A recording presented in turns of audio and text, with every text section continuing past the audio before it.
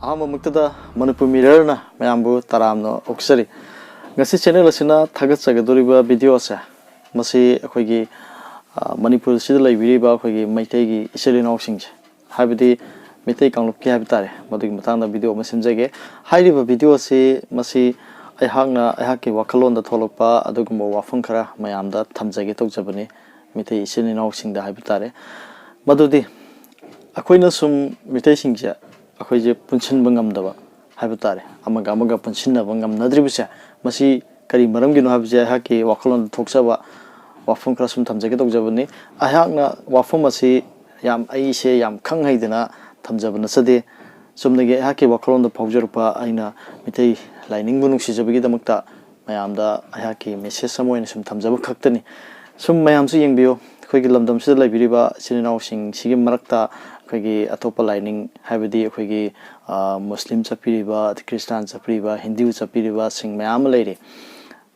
hariba sing asigi marakta khoiji maitei ju dumai leiri bani adugo hariba miyoi sing adugumba lining chasariba mokhoi lining chasariba sing asigi miyoi sing asiga khoi maitei ga khenaba ma aina sum ujaba phangjaba sum nungai jada bhai tare habidi khoigi muslim chilinaw sing amaga mokhoi kayani Pau Ponaba Amaga Mokoji Kayani Sogat Minaba Dugumba Mokoidi Ubufangi Adugumna Koi Kistan the Su Koi Amaga Pau Ponaba Mokoi Lingzer Manaba Dum Ubufangi Aduga Hindu the Sudum the Mina Dum Ubufangi Adubokoi Maitegi Winadi Sigum Koi Lingzer Manadaba Amaga Yantinaba Amaga Mukainaba Dugumba Sumayam Ubirangani have the Kayani Moise Apunba or Bungam the mutation Jacoy Punsalapata, Punsin Bungam the Masum Davis, Masig Matanga, Ayva Colonda, Toxaba, Mayam, they share Matoxaga Toxabani. Haidiba, Kogi Lamdam still Ladiba, Dugumba, Atopa lining, Havidi Hindu lining, Chapiriba, Muslim lining, Chapiriba, Christian lining, Chapiriba, Singasigi, Mokoi Tamzaninga Weva. Tasing have the Masi Canning and Quimite Guinadi, Tamzaninga Weva, Karalay, Madudi. Yengbio Kogi Muslim Shinau Singna, Mokoina, Mokogi lining a sigi, Morumda, Irai Numit Kudingi, Mokoina Punba, Mokogi, Daisang Mahabdi, Mokogi Masajid, Mokogi Marasa, Lady Singashida, Mokoji Irai Kudingi Pulle, Pullaga, Amaga, Mokoi, Lakai, do the lady Badugi, Pumin Pominaba, Dugumama, Tanjama Pangi, Alaman Singa, Naharol Sing, Angang Singa, Punbagi Tanjam Pangi, Adugumna, Koi. Kaino Sungare, Kogi, Christian Zungare, Mokogi, Sunday Numit Kudingi, Christian Gi, Kogi, Sasta, Satpamayam, Tingna Birangani, Mokoji some Agiwa colony. Habidi, the minor Lakai, Amada Ladiba, Mayamse, Masi, Ahan, the Gi, Angang, the Gi, pull up, Pun Bayabam, for mother, Pullaga, Aduga Koina, Ninjari, Bohogi, Laise, Masiga, Loinana, Bumbum to the Koiram Dono Cotton Wadi, what I sanabase, Masi, Lai do Ningwin Koramagadi, Hogi, Amagamuga, respect Leva, Harry from Pumsida, Wayativangang, the Voiva, Adumuka Amale, Sigi Marum Sida, Havidi, Makoising a say, Amagamuga, Pau Ponova, Amagamuga, Yanaba Nushinaba, Kayama Paure. Adugum Nakoi, Manipudala River, Hindu Singja, Simon de Among Tongale, Manipudala Hindus Mate Hindu Matane, Aduga, Mapalomda, some of the Hindu lining Chalipsingja, Masi. Mayam Kangani, Kogi Sinma, the Kaidum Urangani, Mokoi Ayo from Matamda, a Kogi, Emunguda, Kogi, Mokoina, Lasari Valise, Koiramba, Mayam, Pulago Koiramina, Adam Tangarani. Adugumaka say, a Kogi, a top lining, Geloina Taumatani, Ado Koimiti lining Goina, Adugum say, Ufangde, Ufang the Bomaramna, the Kayamada, Ladiba, Musing, Amaga, Pau Ponade, Ahanga, Anganga, Warisanade, Ahanga, Anganga, respect on a day. Some Harabada, Town River Monse. Adona, Ayua Colon the Tolpudi, Asigumna, high river singers minor, Tauri Basugumna, a Kogi Tangai for the Brahabugi, Matangani. Adomite, Liningna, Nasiba Washing, Dona Lady Basizu,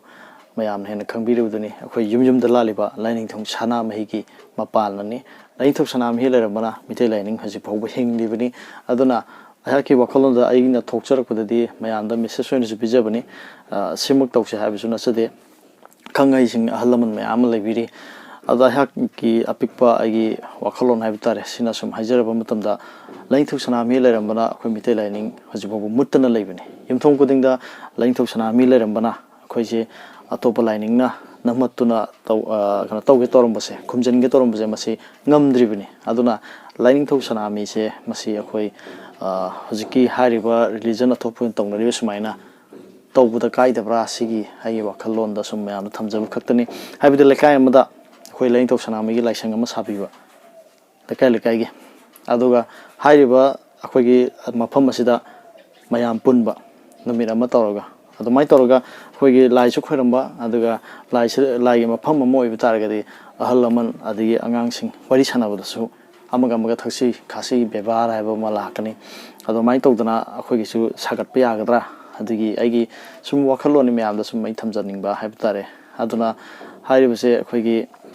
ꯂꯥꯏꯅꯤꯡꯊꯧ ꯁꯅꯥꯃꯍꯤꯒꯤ ꯂꯥꯏꯁꯪ ꯑꯃ ꯁꯥꯕꯤꯕ ꯅꯠꯇ꯭ꯔꯒꯅ ꯑꯇꯣꯞꯄ ꯁꯥꯔꯒꯦ ꯍꯥꯏꯔꯒꯁꯨ ꯌꯥꯏ ꯀꯩꯁꯨ ꯀꯥꯏꯗꯦ ꯑꯩꯈꯣꯏꯒꯤ ꯂꯥꯏꯅꯤꯡꯊꯧ ꯁꯅꯥꯃꯍꯤꯁꯤ ꯏꯃꯨꯡ ꯃꯅꯨꯡꯒꯤꯅꯤ ꯍꯥꯏꯕ ꯀꯥꯡꯕꯨ ꯑꯃꯅ ꯑꯃꯨꯛ ꯍꯥꯏꯔꯛꯀꯅꯤ ꯃꯄꯥꯟꯗ ꯁꯥꯔꯒꯗꯤ ꯑꯗꯨꯗꯨꯅ ꯑꯗꯣ ꯂꯥꯏꯅꯤꯡꯊꯧ ꯁꯅꯥꯃꯍꯤꯒꯤꯁꯨ ꯃꯄꯥꯟꯗ ꯏꯃꯨꯡꯗ ꯅꯠꯇꯕꯤꯗ ꯃꯌꯥꯝ ꯑꯃ ꯂꯩꯔꯤ ꯈꯨꯕꯝ ꯑꯆꯧ ꯑꯆꯧꯕ ꯃꯌꯥꯝ ꯂꯩꯔꯤ ꯑꯁꯨꯃꯥꯏꯅ ꯑꯗꯨꯝ ꯀꯩꯁꯨ ꯀꯥꯏꯗꯕ꯭ꯔꯅ ꯈꯜꯂꯦ ꯂꯩꯀꯥꯏ ꯑꯃꯒꯤ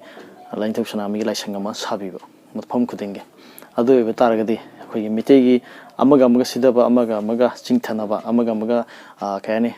ꯌꯥꯅꯗꯕ ꯍꯥꯏꯕ ꯇꯥꯔꯦ ꯃꯤꯆꯪ ꯒ꯭ꯔꯨꯞ ꯁꯦꯝꯅꯔꯛꯄ ꯂꯥꯏꯅꯤꯡꯃꯛꯇꯁꯨ ꯑꯣꯏꯔꯣ ꯑꯩꯈꯣꯏꯒꯤ ꯃꯤꯇꯩ ꯂꯥꯏꯅꯤꯡꯁꯦ ꯍꯤꯡꯅꯅꯕꯕꯨꯗꯤ ꯃꯌꯥꯝ ꯍꯣꯠꯅꯕ ꯅꯍꯥ ꯃꯌꯥꯝꯁꯦ ꯑꯁꯨꯝ ꯃꯌꯥꯝꯁꯦ ꯊꯦꯡꯅꯕꯤꯔꯝꯒꯅꯤ ꯍꯥꯏꯕꯗꯤ ꯂꯥꯏꯅꯤꯡꯁꯤ ꯃꯃꯤꯡꯁꯦ ꯂꯧꯔꯒ ꯒ꯭ꯔꯨꯞ ꯁꯦꯝꯕ ꯃꯌꯥꯝ ꯂꯩ ꯍꯥꯏꯔꯤꯕꯁꯤꯡ ꯑꯁꯦ ꯄꯨꯟꯁꯤꯟꯅꯕ ꯑꯝꯇ ꯎꯗꯦ ꯄꯨꯟꯁꯤꯟꯅꯕꯁꯨ ꯑꯝꯇ ꯌꯥꯗꯕꯗꯧꯅ ꯇꯧꯋꯤ ꯑꯗꯨꯅ ꯃꯃꯤꯡꯗꯤ ꯂꯥꯏꯅꯤꯡꯗꯤ ꯑꯃꯠꯇ ꯑꯣꯏꯕ ꯃꯤꯇꯩ ꯂꯥꯏꯅꯤꯡꯗꯤ ꯑꯣꯏꯕ ꯑꯗꯨꯕꯨ ꯍꯥꯏꯔꯤꯕꯁꯤ ꯇꯣꯉꯥꯟ ꯂꯣꯏꯅ ꯎꯕ ꯍꯥꯏꯕꯗꯤ ꯒ꯭ꯔꯨꯞꯁꯦ ꯇꯣꯉꯥꯟ ꯂꯣꯏ ꯁꯦꯝꯃꯦꯕ ꯑꯗꯨꯅ ꯍꯥꯏꯔꯤꯕ ꯃꯌꯥꯝꯁꯦ ꯑꯃꯇꯪ ꯄꯨꯟꯁꯤꯜꯂꯒ ꯑꯩꯈꯣꯏ ꯁꯨꯃꯥꯏꯅ ꯇꯧꯔꯒꯗꯤ ꯁꯤꯅ ꯐꯒꯅꯤ ꯍꯥꯏꯕꯗꯨꯃ ꯃꯌꯥꯝ ꯑꯃ ꯄꯨꯟꯁꯤꯟꯕꯤꯕ ꯑꯣꯏꯇꯥꯔꯒꯗꯤ ꯍꯦꯟꯅ ꯐꯒꯗꯕꯅꯤ ꯍꯥꯏꯗꯅ ꯑꯩꯍꯥꯛꯅ ꯈꯟꯖꯕꯅꯤ ꯑꯗꯨꯒ ꯉꯁꯤꯒꯤ ꯚꯤꯗꯤꯑꯣ ꯑꯁꯤꯅ ꯑꯩꯍꯥꯛꯅ ꯁꯦꯝꯖꯔꯤꯕꯁꯤꯗꯤ ꯀꯩꯁꯨ ꯂꯩꯕ ꯋꯥꯐꯝ ꯅꯠꯆꯗꯦ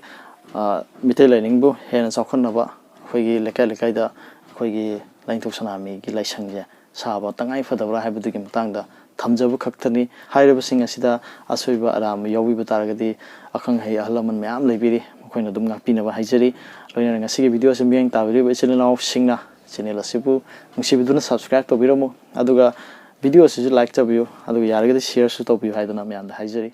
ꯀꯪꯂꯩꯄꯥꯛ ꯏꯃꯥꯅ ꯌꯥꯏꯐꯔꯦ